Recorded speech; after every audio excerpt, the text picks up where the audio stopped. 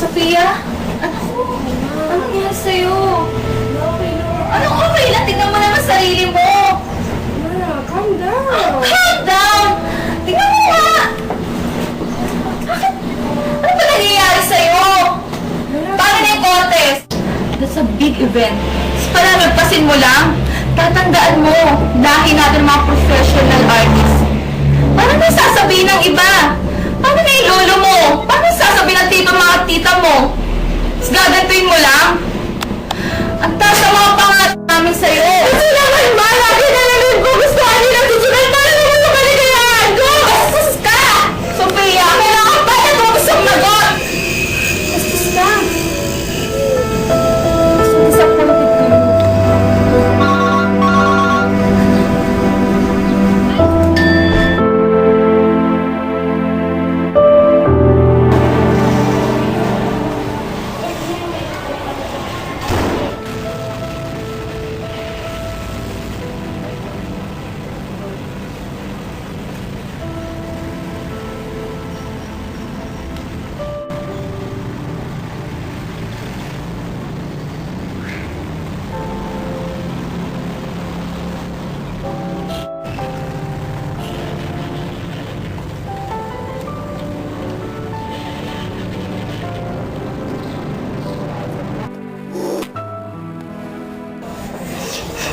Oh God, patawarin niyo po ako sa mga kasalanang nagawa ko po.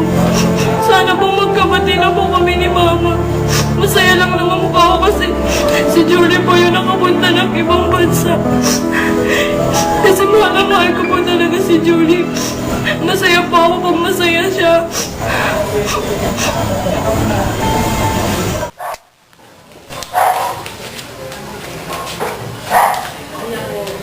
Sophia, magpapagaling ka ha?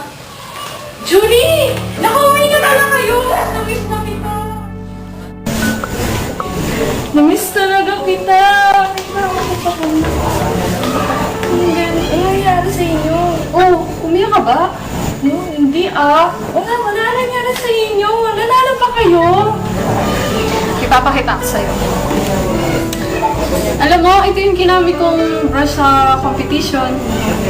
Oh, talaga? Ang galing naman. Parang gamit na gamit. Ramdam na ramdam ko tuloy yung paghihirap na doon. Eh, ikaw, kumusta ka naman dito? Okay naman. Okay ka lang ba? Mukhang maano pa yung sugat mo ah. Hindi, gagaling na rin yan. Kasi nakita kita eh. Ayos talaga kita. Yung ano mo, ayos ka lang talaga. Lalaki mo naman ang itsura mo. Yaman na yan.